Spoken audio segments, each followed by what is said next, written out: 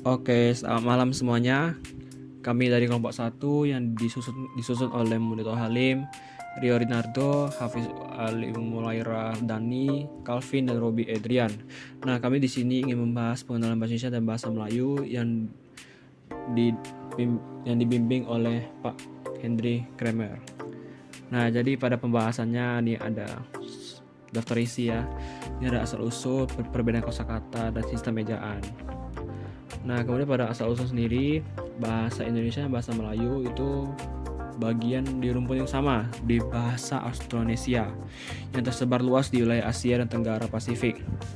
Pada bahasa ini memiliki akar sejarah yang kuat sebagai bahasa penghubung di Nusantara sejak zaman Kerajaan Sriwijaya pada abad ke-7 yang berpusat di Sumatera. Bahasa Melayu mulai berkembang sebagai lingua franca bahasa yang digunakan sebagai antar komunikasi antar suku, pedagang, dan berbagai kerajaan di seluruh kepulauan Nusantara. Nah, jadi bahasa-bahasa kita yang sekarang ini juga dipengaruhi oleh bahasa Melayu ya sebagai struktur atau fondasi awal ya dalam perkembangan bahasa Indonesia. Nah, setelah bahasa Melayu menjadi struktur, nih sebelumnya juga ada bahasa-bahasa yang tergabung dalam bahasa Indonesia. Ada bahasa Sanskerta, bahasa Arab, dan bahasa Eropa. Contoh-contoh bahasa Sanskerta itu seperti kata bahasa, raja, agama, dan kemudian pada bahasa Arab itu adalah salat, iman, dan zakat. Ya, ketika Islam masuk ke Nusantara melalui perdagangan dan penjabaran agama. Nah, kemudian pada bahasa Eropa sendiri, ini para pengaruh para kolonial Belanda ya teman-teman kolonial Indonesia, dan sedangkan di Malaysia itu ada pada kolonial Inggris. Nah, kemudian ada perbedaan kosakata, ini ada beberapa perbedaan ya antara perbedaan bahasa-bahasa Indonesia dan bahasa Melayu. Cuman pada poin penting atau utama sebenarnya perbedaan aksen atau logat ya. Di sini ada kata percuma, kalau bahasa Melayu itu percuma, kalau kata bahasa Indonesia percuma itu artinya sia-sia. Contohnya seperti semua usaha itu percuma. Sedangkan pada bahasa Melayu itu percuma 300 gram, ya itu artinya gratis ya, gratis 300 gram, lebih 300 gram gitu. Nah, kemudian pada kata kabar itu bahasa Indonesia, sedangkan pada Melayu itu kabar. Jadi kayak ada kabar baik dari pejabat, berarti ada berita baik dari pejabat. Sedangkan pada bahasa Indonesia itu artinya adalah menanyakan kabar atau kondisi seseorang. Contohnya, bagaimana kabarmu, gimana kabarnya, itu seperti konteks itu seperti informasi umum di dalam kata berita. Kemudian dari kata bisa.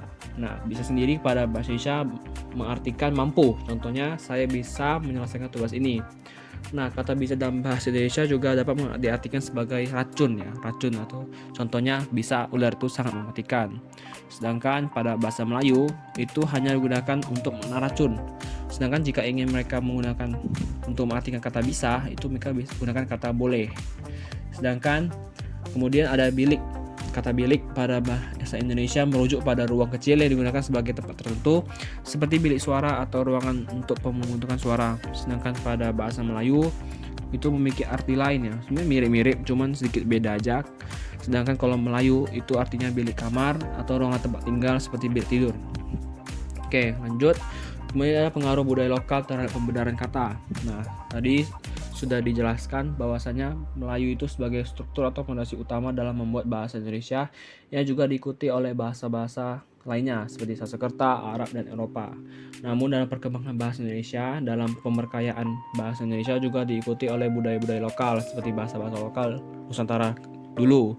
Contoh kata enggak itu dari kata bahasa Betawi, pamit atau izin pergi itu dari bahasa Indonesia. Nah, kemudian pada bahasa Malaysia, di negara Malaysia itu ada pengaruh data dari bahasa Tamil dan Hokkien. Contohnya, kata amoy itu artinya perempuan Tionghoa dari Hokkien. Sedangkan maca dari kawan dari bahasa Tamil. Oke, kemudian ada sistem ejaan pada kedua negara ini mirip-mirip sebenarnya, cuman kita bahas sejarahnya ya sedikit.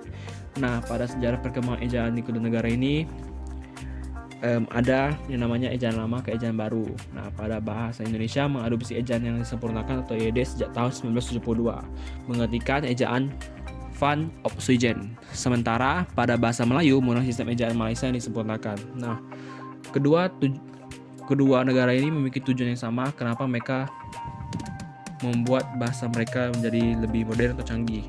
Karena memudahkan mereka dalam berkomunikasi dan menulis atau mengetik ya. Jadi kan kalau di zaman dulu kata-kata itu kan tidak efektif ya, ada DJ atau OE, jadi semakin dibuat lebih modern agar semakin mudah gitu, jadi tidak terlalu boros.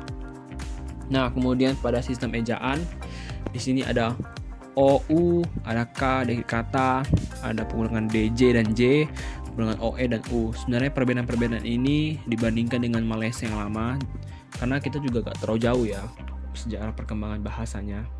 Nah, contoh di sini ada OU, jadi pas Indonesia itu hidup, sedangkan kalau Melayu itu hidup. Itu sebenarnya perbedaan logat dan aksen. Nah, selanjutnya ada penggunaan K di akhir kata, seperti kata bijak, sedangkan di bahasa Melayu itu bijah. Kemudian ada kata DJ dan J, seperti bahasa Indonesia jalan, bahasa Melayu jalan. Sebenarnya sama ya cara pelafalannya, cuman perbedaannya pada kata. Makanya mereka membuat ejaan yang baru supaya lebih mudah dan lebih efisien. Nah, kemudian pada penggunaan OE dan U, ini juga perbandingan juga dengan Malaysia yang lama juga, karena sebenarnya Indonesia yang lama juga seperti ini, seperti guru dan gueroe, dan guru juga dibaca, cuma penulisan yang berbeda. Nah, kesimpulannya perbedaan ini mencerminkan evolusi ejaan yang dipengaruhi oleh sejarah dan budaya masing-masing negara.